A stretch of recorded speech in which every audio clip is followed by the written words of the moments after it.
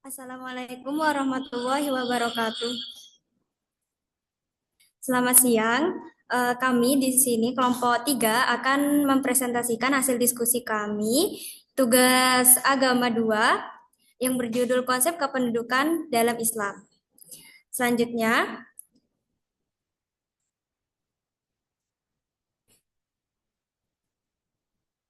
nama anggota kelompok 3 yaitu ada Dwi Putri Adinda Malia dengan ujung NIM 002, Adisti Rizkia Sari dengan ujung NIM 004, Nur Elisa Novembita dengan ujung NIM 005, Naila Nurul Rahmah dengan ujung NIM 019, dan saya sendiri Putri Aprilia Fajrin dengan ujung NIM 023. Selanjutnya, Indonesia sebagai negara yang berkembang mempunyai masalah kependudukan dengan jumlah yang besar disertai dengan tingkat pertumbuhan yang relatif tinggi dengan persebaran penduduk yang tidak merata. Nah, persebaran penduduk yang tidak merata ini dapat memunculkan masalah seperti masalah pertumbuhan penduduk, masalah kualitas dan kuantitas penduduk, masalah persebaran dan juga mobilitas penduduk. Dalam Islam, terdapat pembahasan mengenai kependudukan atau demografi yang terkandung dalam ilmu fikih sosial atau al-fikih al-ijtimai yang lebih menekankan pada kajian tentang hubungan antar sesama manusia atau individu dengan masyarakat ataupun masyarakat dengan masyarakat lainnya. Fikih sosial ini menitikberatkan pada dimensi kemanusiaan dan masalah-masalah sosial seperti persoalan hukum keluarga, ibadah sosial, sampai pada masalah muamalat.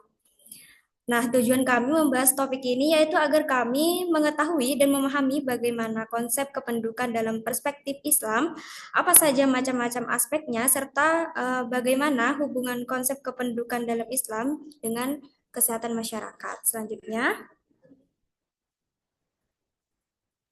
Baik, selanjutnya ada konsep kependudukan. Konsep kependudukan secara umum, pertumbuhan penduduk adalah fenomena alami yang dimulai sejak Nabi Adam SAW mencakup perubahan populasi yang dipengaruhi oleh mortalitas, fertilitas, dan migrasi. Di Indonesia yang merupakan negara berkembang, pertumbuhan penduduk yang sangat cepat meningkatkan dari 119 juta pada tahun 1971 menjadi 2 kali lipat dalam 41 tahun. Hal ini berdampak signifikan pada aspek ekonomi, politik, dan sosial, seperti kebutuhan tenaga kerja, perubahan jumlah suara, dan pengurangan norma-norma masyarakat. Next.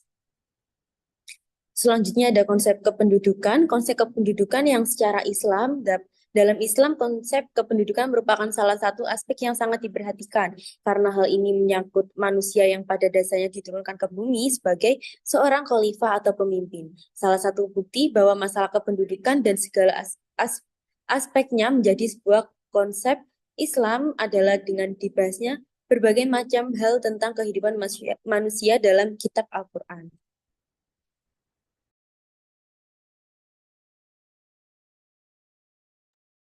Lalu ada berbagai macam aspek kependudukan. Yang pertama ada pernikahan, lalu penceraian, lalu ada kontrasepsi, lalu juga ada aborsi.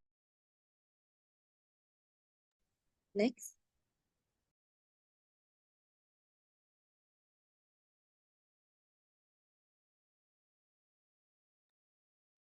Selanjutnya ada pernikahan.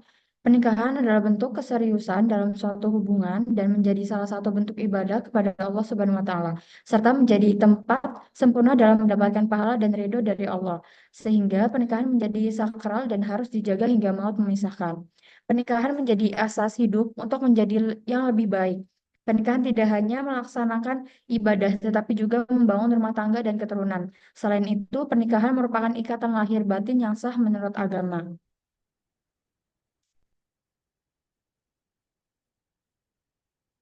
Kemudian tujuannya itu mengikuti perintah Allah Subhanahu wa taala, melaksanakan sunnah Rasul, menyempurnakan agama, menguatkan dan menyempurnakan ibadah dan mendapatkan keturunan.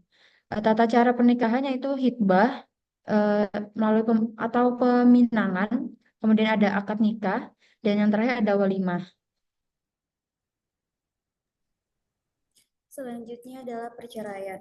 Perceraian merupakan pemutusan terhadap ikatan pernikahan baik secara agama maupun secara hukum. Perceraian hanya akan terjadi ketika ada saksi dan melalui 3 tahap, yaitu talak 1, talak 2, dan talak 3. Definisi lain perceraian dalam istilah fikih disebut talak atau furqah. Talak berarti pembukaan ikatan atau membatalkan perjanjian. Sedangkan menurut syara, ialah melepaskan ikatan perkawinan dengan mengucapkan lafaz talak atau yang semakna dengannya. Next.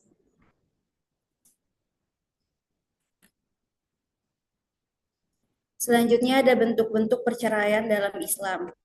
Yang pertama itu ada talak. Talak adalah perceraian antara suami istri atas kehendak suami dan merupakan bentuk perceraian yang umum terjadi di Indonesia.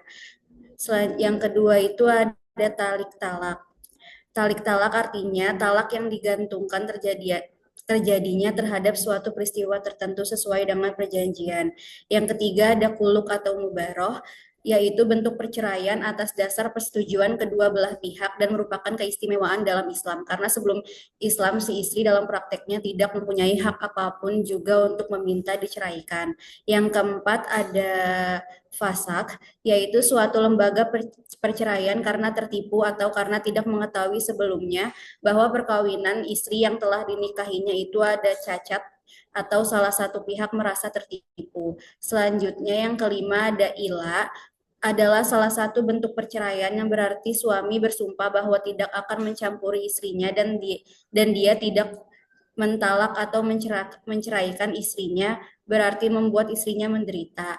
Yang keenam ada zihar, seorang suami bersumpah bahwa istrinya itu sama dengan punggung ibunya. Hal ini berarti ungkapan khusus bagi orang di tanah Arab yang berarti dia tidak akan mencampuri istrinya lagi karena istrinya diibaratkan sama dengan ibunya. Dan yang ketujuh ada li'an, merupakan sumpah laknat, yaitu sumpah yang di dalamnya terdapat pernyataan bersedia menerima laknat dari Tuhan. Next. Selanjutnya ada Undang-Undang Nomor 1 Tahun 1974. Undang-Undang Nomor 1 Tahun 1974 tentang perkawinan merupakan sumber hukum perkawinan dan hukum keluarga Islam yang mengatur secara lengkap dan modern tentang perkawinan dan perceraian umat Islam yang berakar pada agama Islam yang memiliki ketentuan pada pasal 38. Ketentuan pasal 38 menyebutkan suatu perkawinan dapat putus karena 3 hal, yaitu kematian salah satu pihak, perceraian, dan atas putusan hakim. Selanjutnya dalam pasal 39 ayat 1, ayat 2, dan ayat 3 disebutkan pula bahwa perceraian hanya dapat dilakukan di depan sidang pengadilan setelah pengadilan atau majelis hakim tidak berhasil mendamaikan kedua belah pihak, serta cukup alasan bagi mereka untuk bercerai karena tidak ada harapan lagi untuk hidup rukun dalam suatu rumah tangga perkawinan mereka betul-betul sudah pecah. Next. Selanjutnya adalah kontrasepsi. Kontrasepsi merupakan pengaturan kehamilan dengan menggunakan alat atau metode dengan tujuan mencegah kehamilan. Anggapan untuk memilih banyak keturunan. Makil bin Yasar radhiyallahu anhu berkata, seorang datang menemui Nabi Shallallahu alaihi wasallam, lalu ia berkata, sesungguhnya aku mendapatkan seorang wanita cantik dan memiliki kedudukan, namun ia tidak dapat melahirkan anak. Apakah boleh aku menikahinya? Nabi Shallallahu alaihi wasallam menjawab, tidak boleh. Orang itu datang lagi kepada Nabi Shallallahu alaihi wasallam mengutarakan keinginan yang sama, namun Nabi tetap melarangnya. Kemudian ketika ia datang untuk ketiga kalinya, Nabi Shallallahu alaihi wasallam bersabda, nikahlah oleh kalian wanita yang penyayang lagi subur, yang maksudnya adalah dapat melahirkan anak yang banyak. Karena sesungguhnya aku berbangga dengan banyaknya kalian di hadapan umat-umat yang lain. Next. Jenis kontrasepsi ada 10, yaitu pil KB, kondom pria dan wanita, suntik KB, AKDR atau alat kontrasepsi dalam rahim, implan, diafragma, spermisida, cincin vagina, patch kontrasepsi, dan kontrasepsi mantap. Next. Selanjutnya, apa pandangan Al-Quran dan hadis terhadap kontrasepsi? Bahwa petunjuk yang perlu dilaksanakan dalam penggunaan alat kontrasepsi antara lain menjaga kesehatan istri, mempertimbangkan kepentingan anak, memperhitungkan biaya hidup berumah tangga. Lalu pendapat para ulama ada yang memperbolehkan. Di antara ulama yang memperbolehkan adalah Imam Al-Ghazali, dan Syekh Al-Hariri. Ulama yang memperbolehkan ini berpendapat bahwa diperbolehkan mengikuti program KB dengan ketentuan untuk menjaga kesehatan si ibu, menghindari kesulitan ibu untuk menjarangkan anak. Terus yang kedua adalah pendapat ulama yang tidak memperbolehkan, yaitu Mutawali Syarwi. Next. Lalu apa itu aborsi? Aborsi adalah tindakan menghentikan kehamilan sebelum janin atau embrio mampu bertahan hidup di luar rahim.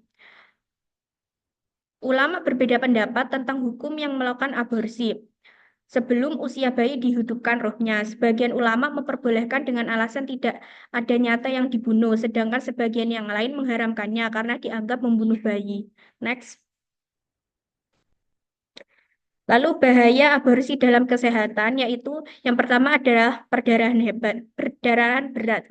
Salah satu komplikasi paling umum adalah perdarahan hebat yang sulit dihentikan. Dua, infeksi. Infeksi pada organ reproduksi merupakan resiko serius. Infeksi ini dapat menyebar ke seluruh tubuh dan menyebabkan kondisi yang lebih parah. Yang ketiga adalah kerusakan organ reproduksi.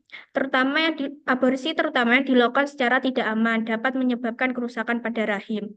Yang keempat adalah resiko kehamilan ektopik. Hamil di luar rahim adalah resiko yang lebih tinggi setelah aborsi. Kondisi ini sangat berbahaya dan mengancam nyawa. Yang terakhir adalah masalah kesehatan mental. Aborsi dapat menimbulkan dampak psikologis yang signifikan seperti perasaan bersalah, depresi, dan kecemasan. Meskipun tidak semua wanita mengalami masalah ini, penting untuk menyadari bahwa resiko ini ada. Next. Lalu aborsi menurut Islam. Islam telah memberikan landasan hukum yang sangat jelas bahwa kehidupan manusia itu merupakan kehidupan yang suci, sehingga perlu dipelihara dan tidak boleh dilenyapkan atau aborsi, kecuali jika ada suatu sebab akibat atau alasan yang sangat mendesak, seperti dalam pelaksanaan hukuman badan peradilan atau eksekusi hukuman mati, dalam sebuah peperangan atau dalam mempertahankan diri, namun dengan syarat yang dibenarkan. Next.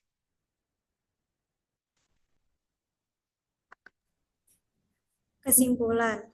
Konsep kependudukan dalam perspektif umum merupakan perubahan penduduk atau populasi yang dapat diukur baik secara kualitatif maupun kuantitatif.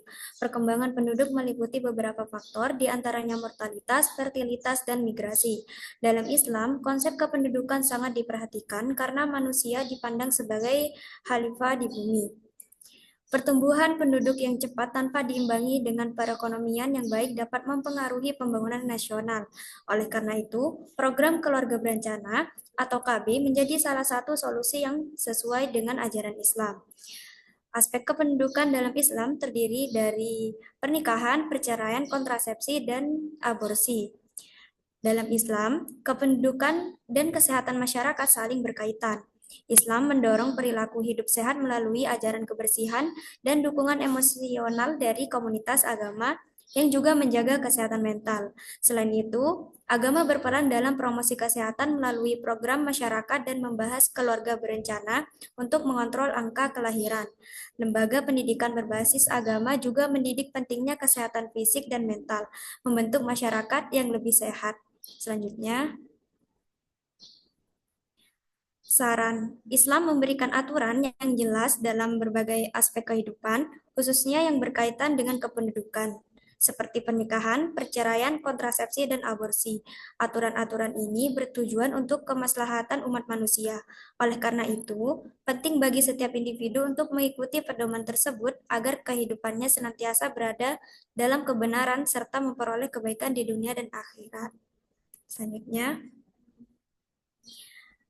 baiklah, sekian presentasi dari kelompok 3. Mohon maaf jika ada salah kata atau perbuatan. Jazakumullah khairan. Wassalamualaikum warahmatullahi wabarakatuh.